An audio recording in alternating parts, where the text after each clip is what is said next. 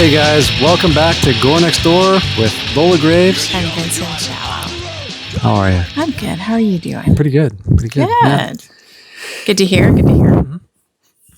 So, we're going to trial a little bit of a new way of doing things today. Are we? Okay. Yeah. We're going to try to shorten it up a little bit. Okay. Which might be difficult because, as we all know, Vincent Jello is a bit of a talker. But yeah, we're just going to try a new format of just doing one video and see how that goes. And maybe we can get some more regularity in on our podcast here.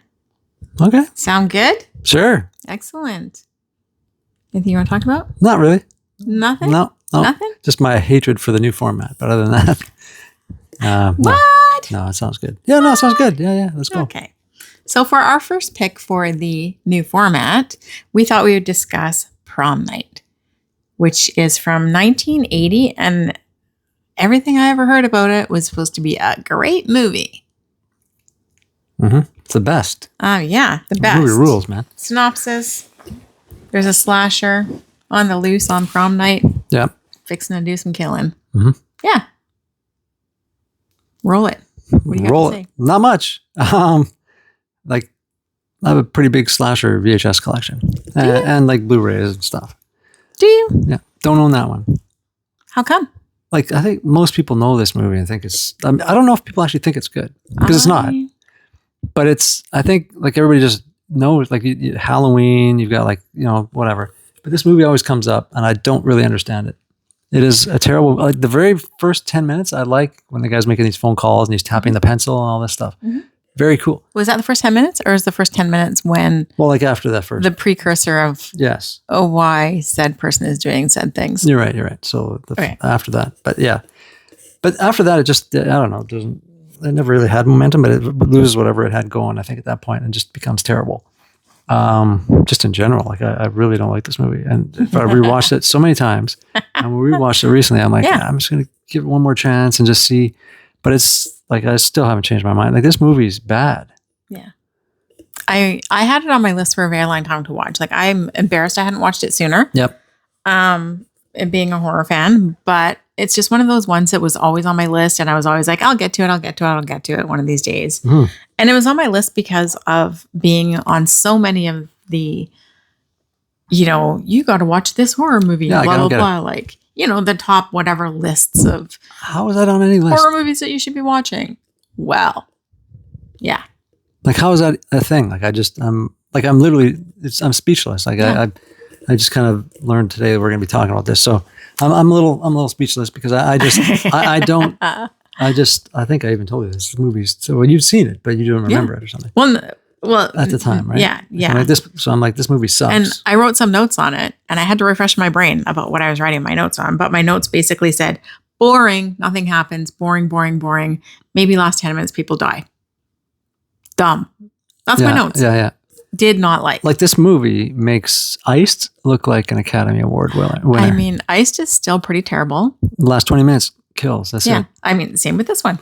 Yeah, but at least this killer maybe is a little bit more sympathetic because he has a reason for doing these things. Yeah, I guess.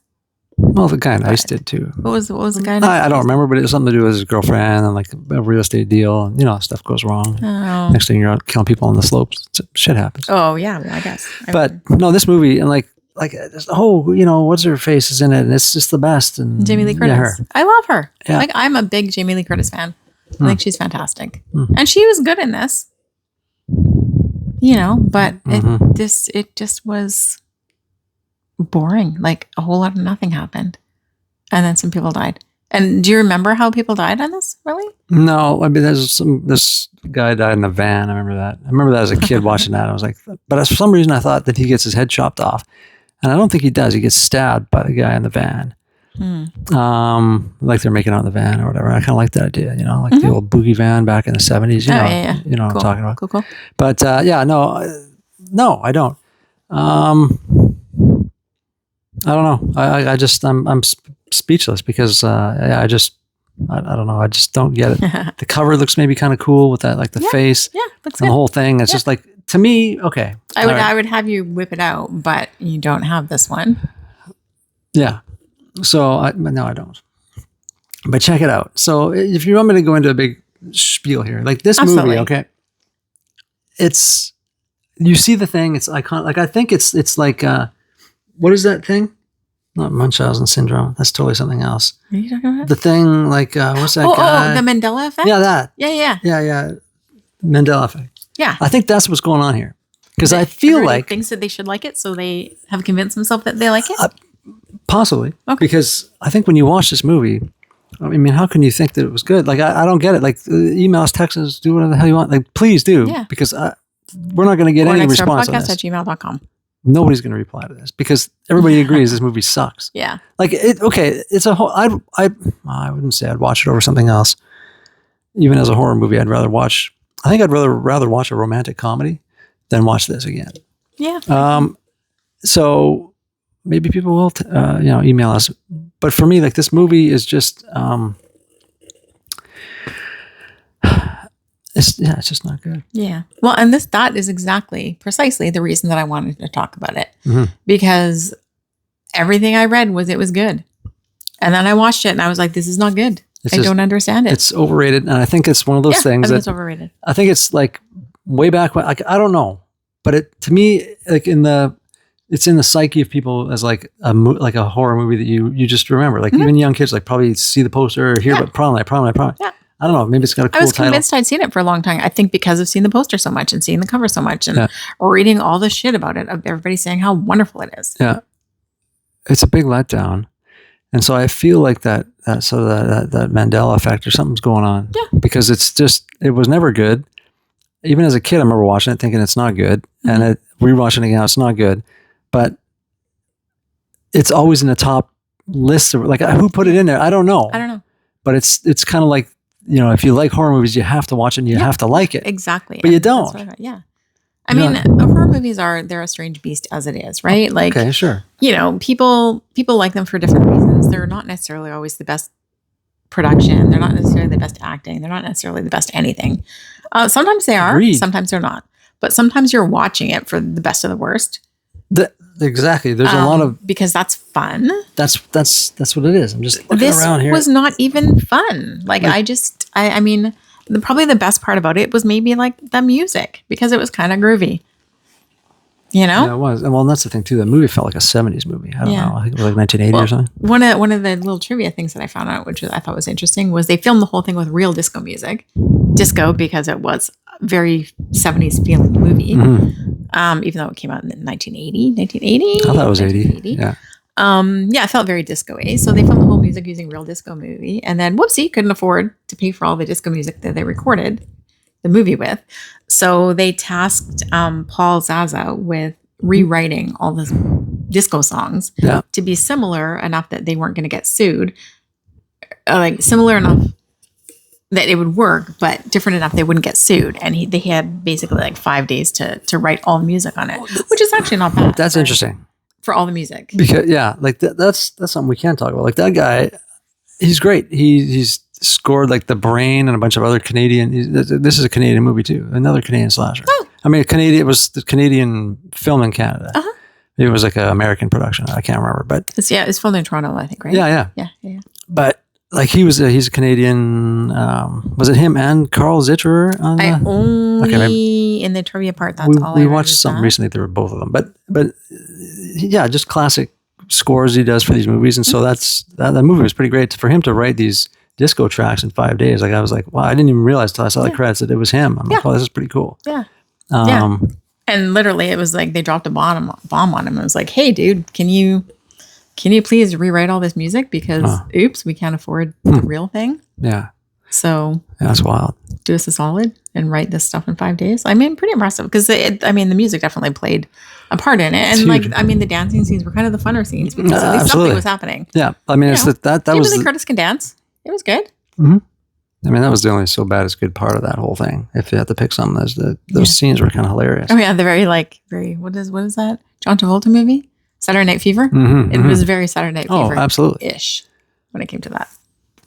But again, I go back to that whole thing as to like, it's just kind of like if you ask somebody on the street, and said like, hey, what are the 3 horror movies you know of? Or I'm sure they're going to say Scream or whatever, maybe Terrifier. But like, but if you said like if you're of age of 80s movies, you probably throw Halloween. Any of us elders, they'd probably say Halloween, and they probably throw this in there. I'm pretty sure. I don't know that that's the case. Honestly, Prom Night, bro. Like, I mean, I definitely read about it in all the lists and all that kind of thing, but I don't know that when you ask people about their favorite horror movies, they actually verbally tell you that's one of them. Out of the 80s slashers, if you said, hey, know if it is one of your favorites, because we need to talk about this. Well, I'm not saying it's one of your favorites, but if you had to list some 80s slashers, I'm saying that's what people would probably include. Oh, maybe Halloween, and that's not even 80 Halloween. No. So, but I could see that. Friday the 13th, and of course, and Freddy movies and that kind of stuff. Nightmare on Elm Street, but a little bit down the list, that would pop up because it's on every list. I don't get it. Yeah. And if this is 1980, like I mean, we had Friday the 13th in 1980. We had To All a Good Night, solid. The first slasher in the 80s, man. Predates, I talk about every video, it seems like predating Friday the 13th. And they're slashing in it and killing. Which we should have actually, if we had a Christmas episode, we would have reviewed that for it because we saw that and the remake. Yeah. Or no. Well, no, Silent Night, Deadly Night. Yeah. To All a Good Night is the one that's... Aw, crap. But, yeah. Yeah. Mm-hmm. Yeah, we would have. Anyways, next year. There's always next year. Sure. Yeah. But yeah, I don't really have anything else to say. Do you have anything good to say about it? Were some of the kills good? Can you think of any? Can you remember any of the kills? Well, just the one I told you about in a van. But I think the disco music was probably the best. Like there was how many people died? Like maybe 5? 4 or 5? Maybe. Like one of the things that was interesting, one of the things that you love about some of these older movies is when they've got the creepy guy on the phone with the voice saying hey, I'm going to kill you kind of thing. And they had this, it had a lot of the elements that you like. The first part was riveting. That 10 minutes after the first 10 minutes. Like when it shows the guy making phone calls and crossing them off the list and tapping the pencils. Everybody that he actually got a hold of died. But there was one person, I think, that he did not get a hold of. Mm-hmm. And that person never died. That's interesting. Yeah. Yeah, for me, I've seen this movie so many times and I still couldn't tell you what the kills were and what happened. I mean, I'm sure that there was some at the prom. It just immediately goes out of my head after because it's just, I don't care. Yeah. Yeah. You know? Yeah, I absolutely, I agree. It sucks. But. Yeah. I mean, definitely not a glowing recommendation which is why I wanted to talk about it. I think I gave it a 4 out of 10 when I was rating it. I was actually surprised it was not even a 5 worthy, which is fair to middling, pretty average. Didn't you give Killer Workout 4 out of 10? Possibly. Yeah. See, this is better than Killer Workout's better than this, is it not? It's entertaining. It's fun. So bad it's good. Just fun. My favorite movie. Yes, somebody's favorite movie who shall remain nameless. But it's so fun. This is not fun. It's not scary. It's nothing. It wasn't scary. It's bad. No. Yeah. Did they do a remake of this movie? Okay, well, hold on. Okay, enough of this crap. All right, hold up. Oh, okay. Hold the phone. Prom Night 2. Hello, Mary Lou. Yeah, it was awesome. Okay, we should in watch fact, that soon. It's funny because we talked about it in the last video. I think actually about. Did we? Because we didn't watch it, right? Did we? Ron Oliver. Did we watch it? And coming in my house and all that stuff. No, we didn't. But it's funny. It's just remember I was telling you the story? I have a terrible memory. And the Menendez brothers and all this stuff. Remember? Yeah. Okay.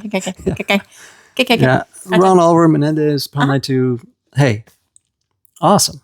So your recommendation would be watch this awesome, watch 2 as opposed to 1. And 3 or 4. One of them's the last kiss or the last kiss. Is that part 4? I don't remember. 3 and 4. Okay. But yeah, 2 is great. It's kind of a little bit like Nightmare on Elm Street is. There's nudity and violence and a creepy, weird, disturbing undertone with this, not a rocking horse, but what do you call it? A thing maybe it's a rocking horse. Merry-go-round thing? Kind of a thing in this girl's room and it's dark and it turns into this thing. It's kind of room? No. It's just the horse. Really? Yeah, maybe it was just a rocking horse, but it's kind of disturbing and it's kind of dark. Wouldn't that just kind of look like a horse on a stripper pole? Not that. Well, it's kind of, yeah. Mm-hmm. Yeah. Interesting. But, interesting choice. Good movie, yeah. Very good. Mm-hmm. Yeah. So, well, maybe we should revisit that one at some point. Yeah, it's better than this. If it's better than this. But so this episode is basically a cautionary tale of what not to watch.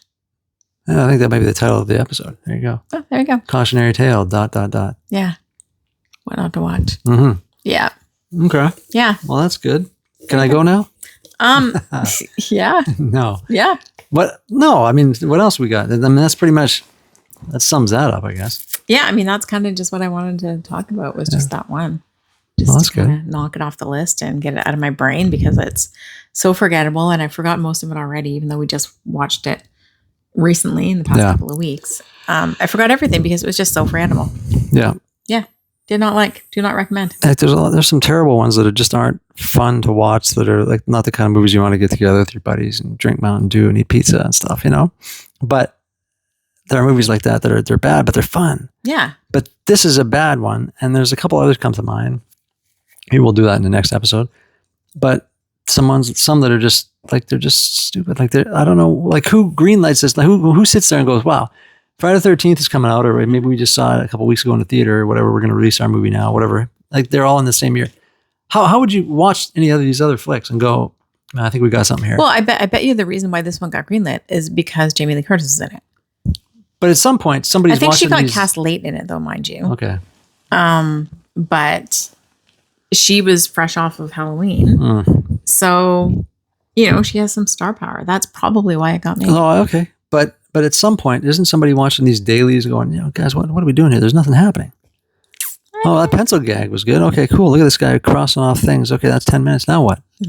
Oh, yeah, let's just throw in. I got an idea. Let's fill this thing with 50 minutes of dance music, like disco music, which is, was it still popular in 1980? Oh, maybe. I don't know. I mean, it's a 70s thing. This is easily a 70s feel. Yeah, it was a 70s vibe for sure. For sure. I don't know. It's annoying. Yeah. Well, disappointing. So there you go. Word to the wise. Yeah. Yep.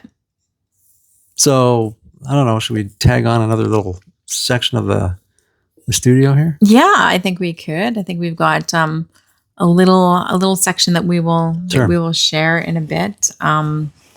But stay tuned to the end of the YouTube podcast portion. Yeah. And we'll tack on some viewing of our, I guess, quasi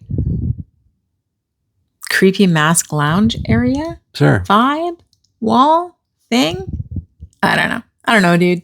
I don't know. What? Yeah. Yeah, you can talk extensively about some creepy masks. Yeah, sounds good. Yes, one of the mask areas.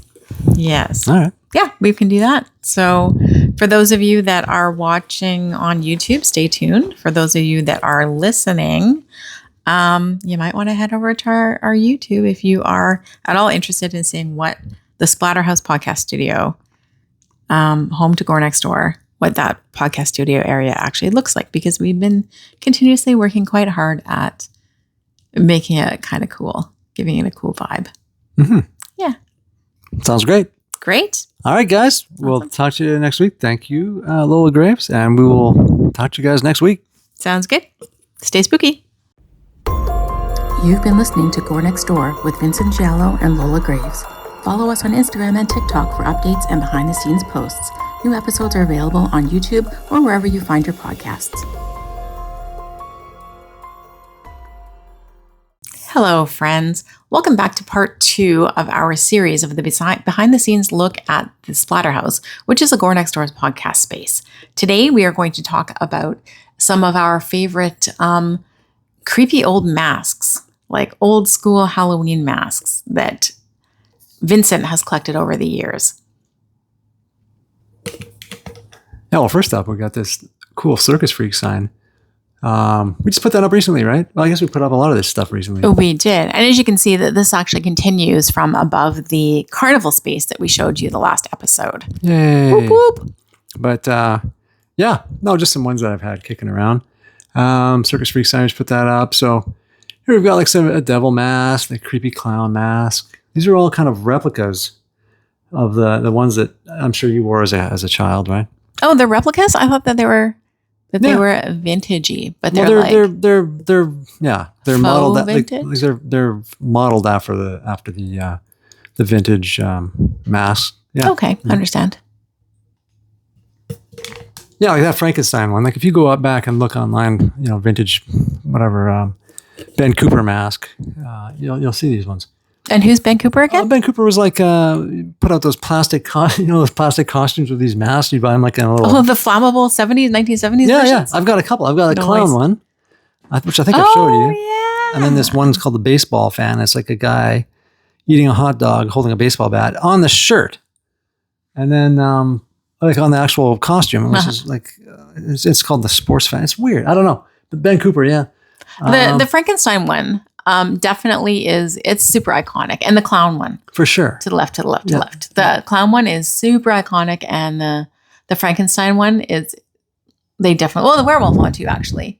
Yeah, I like those are the ones that I think of when I think of 1970s like Halloween costumes. The skeleton one, I didn't really realize, but once I looked it up, I was like, oh, sure enough, that is like the vintage style and then the mummy and stuff. And then this devil one was something I kind of found that just, it doesn't belong with this set, but it's just kind of creepy. When you put it on, your eyes kind of look creepy. Remember we put that thing on? Yes, it was the very best. creepy. Yeah.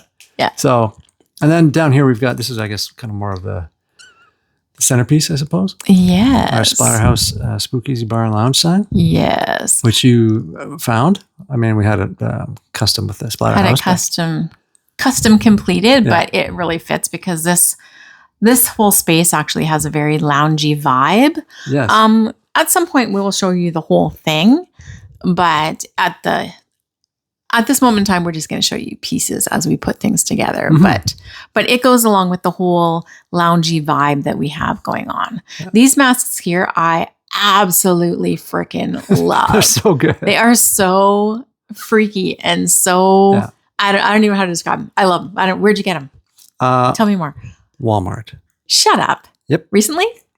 5 years ago. Are they like vintage or are they just super freaking creepy? They're super freaking creepy. They're said right on the little tags. Like I had the cardboard, the hang tags on them until we put them up. We cut them off. Yeah. And it was like vintage cat mask, vintage pumpkin mask, vintage whatever bear. Yeah. And those are like, yeah, like it's totally. They're badass. Like literally this portion of the so good. studio came together because of those masks. Absolutely. We built around them and we knew what kind of vibe we wanted. And it just felt like such a cool lounge vibe. Yeah, for sure.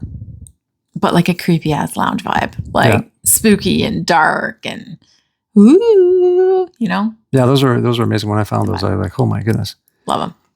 Just like that pumpkin, like they're all just, they're incredible. Like they're my favorite. Like I mean, the other ones above are cool, like vintagey style, et cetera, et cetera. Yeah. But these ones, I'm so in love with them. I'm so glad that you found them and you picked them up and nice, and that you have put them up in the studio. Good, beautiful.